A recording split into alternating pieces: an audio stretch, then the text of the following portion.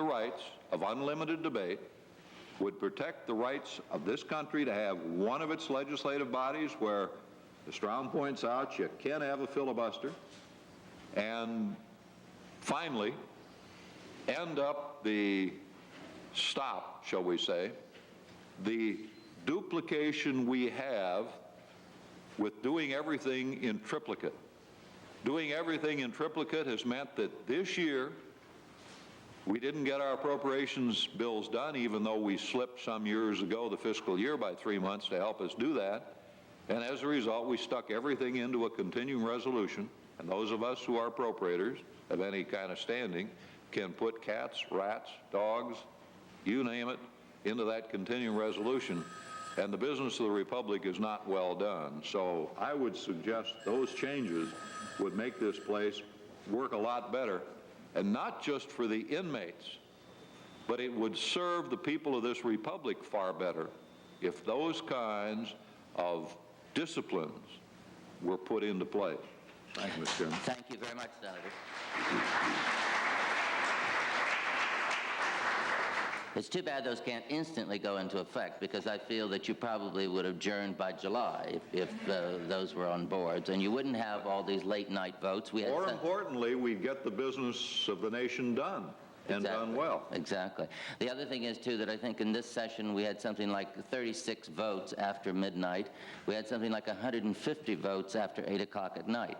Well, I think Senator Madigan makes a very good point. If you can't stand, I think somebody else has said this, but if you can't stand the heat, get out of the kitchen. I think that was your Missouri friend, Senator Eagleton.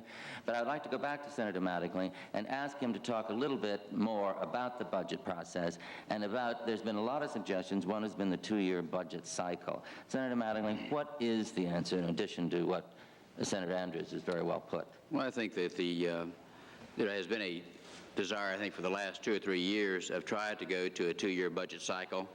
There are those on the other side of that issue who say, well, the Congress could take 2 years to get to the budget also. But hopefully, I think that, I don't believe there's anything set in concrete that says it has to be 2 years. It could be 3 years even. But that is just part of it. I think of trying to go to a 2-year budget and getting back to the process that we talk about here in reference to all the different hoops you have to go through, whether you're talking about the Budget Committee, then the Authorizing Committee, then the Appropriations Committee, and you do the same thing, then the House of Representatives. Then on top of all that we're talking about, let me just try to explain it. If the Budget Committee meets in the Senate and they meet in the House, and eventually they have to go meet together, then come back and vote it again. Then the Authorizing Committee does the same thing in the Senate and the House. And then they go to the House Senate Conference Committee. Then they come back for another vote. Same thing with the Appropriations Committee. Supposedly, when they pass one in the House of Representatives and the Senate passes one, that they're supposed to go to a House Senate Conference Committee. But I think there's reasons why some of those things never happen. Basically this year, the reason why they did not happen under the 13 was the bills that passed the House of Representatives, and then they would pass the United States Senate. The House, through Tip O'Neill, would not allow them to go to conference. That's sort of the bottom line that I know as chairman of military construction, when the House of Representatives passed their bill, then I passed mine in August, that we never, ever went to conference because the House would never assign any committee members to go to that conference, which means it stifled us going to a conference and getting our work done in the United States Congress. So I would think that, I think you have to probably get both bodies together in reference to some of the appropriation process. But I think it goes back, though, to the 74 Budget Control Act just does not work. I mean, why do you want to stick with something that fails? I mean, I believe everybody here, we're going on in the 13th year of operation under the 74 Budget Control Act, and it really doesn't work. That we keep delaying the process, as Senator Andrews says, that the Budget Committee sort of, they probably ought to wipe it out, is what he says. But whether you wipe that out or whether you consolidate Authorizing and Appropriations Committee, what is it that, obviously we have too many committees. I was, for the last 2 years, of all things, was the chairman of the Committee on Committees. That tells you something. 2 years ago, this coming January, the United States Senate had 231 full committees and subcommittees. 231. There's 100 members. They were getting ready to move to 245 committees and subcommittees. We finally got there. I don't believe there is a committee on committees on the Democrat side, just on the Republican side, and the Democrat leader controls it over there. But we met and got with a group of them to try to say, let's try to tamp this thing down a little bit. And we finally got it back, I believe, to 217. We reduced it from 231 down to 217. And Senator Andrews is right. There are a lot of people that are turf conscious. They believe that as a United States Senator, if you don't chair a committee or not a ranking member on a committee, you can't do anything. Well, that's not so. I think if you see the amendments that are put forth on the floor of the United States Senate, or bills that are put forward on the floor of the United States Senate, and I have no facts with me, but many of them are not really relevant to the membership of a committee. So therefore, a 1 in 100 has a tremendous amount of power in this body. So the establishment of all those committees and subcommittees have just proliferated during the last few years, and I'm not certain who instigated all that, but I'm probably as many Republicans instigated as did Democrats. But obviously, it does not work. You know, I, in my tenure, served on 13 full committees and subcommittees. It's an impossible task to attend all 13 committees and subcommittees, and it's really not useful. But that is just part of the process and part of maybe of where we want to criticize it. But just listening to say how hard they work in the United States Senate, let me give you an example. That through October the 17th, there were 290 days in this calendar year, of which the Senate was in session half that time. Half that time. I think 143 days. Where were the other 147 days? While you, as citizens of our country, got off 1 day for Labor Day, I think we got off 3 weeks. Sounds right to me. But what I'm trying to say to you is that we were in session roughly half of the time. We really weren't in session all year. So they were back, which is really what it should be. And you really should be back in your states and in your districts campaigning or listening to the constituents. But I think, you know, we look at problems in reference to the budget process. We do need a 2-year budget cycle.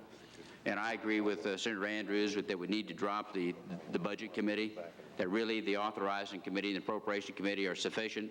Senator Thurmond, I know, is the chairman of the Military Construction Subcommittee on Armed Services. I'm chairman of the Military Construction Committee on Appropriation. We have held joint hearings, which is just logical to me. But what that does, it makes you get your work done faster. It also makes the right hand know what the left hand is doing. I guess in our case it'd be 2 right hands. But but I guess what I'm trying to say to y'all is that certainly there needs to be some changes, and I think it really revolves totally around the budget process itself.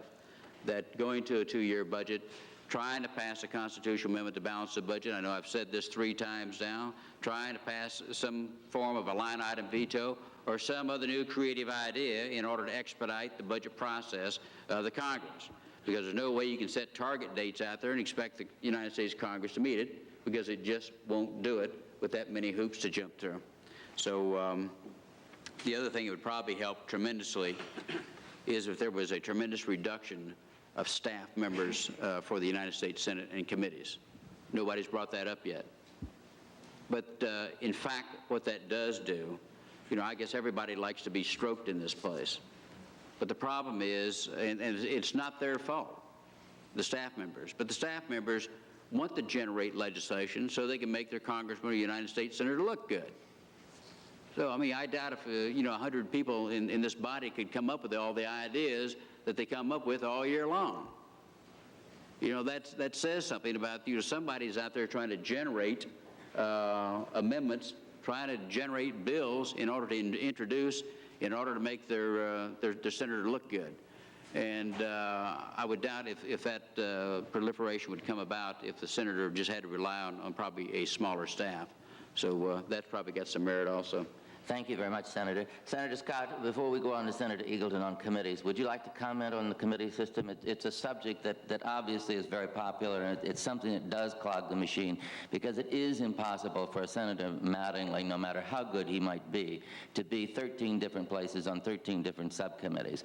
I know Senator Eagleton has been grandfathered in on a lot more committees, I think, than that. And it's really very difficult for these men and women to spread themselves so thinly and to even keep up on the issues. So, Senator Scott, would you have a comment on the committee system and how it could be improved? Well, I think so. First of all, it's clear that the germaneness rule ought to be tightened. It ought to be tightened so strictly that literally only those matters which are truly relevant to the matter in hand can be considered as amendments. As it is, not only is the germaneness rule too loose, but too much power is given to an absent senator to make some provision which bypasses it until he can get to the floor, as Senator Eagleton has said. The routine quorum calls, that's the three bells, you see. It doesn't, when these three bells go off, it doesn't mean that one of the inmates has escaped. It means that it's a non-live quorum, a delaying quorum call. Delaying is what it does. If you're here in the Senate restaurant or anywhere else as a visitor, you'll wonder why the Senate is off duty much of the time, or so it seems most of the time. That's because they're having the delaying quorum call. They have another one with two bells or two stars, which means you better get the hell over here because we mean business. But the three stars, delayed quorum calls, are a complete loss of the public's time. There ought to be some arrangement whereby during those periods when the Senate is not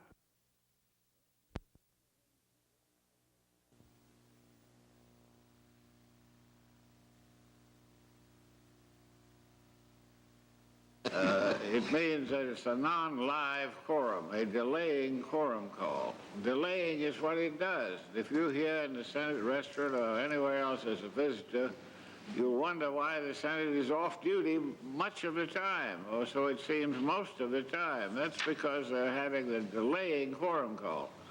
They have another one with two bells or two stars, which means you better get the hell over here because we mean business. But the three stars, delayed quorum calls, are a complete loss of the public's time. There ought to be some arrangement whereby during those periods when the Senate is not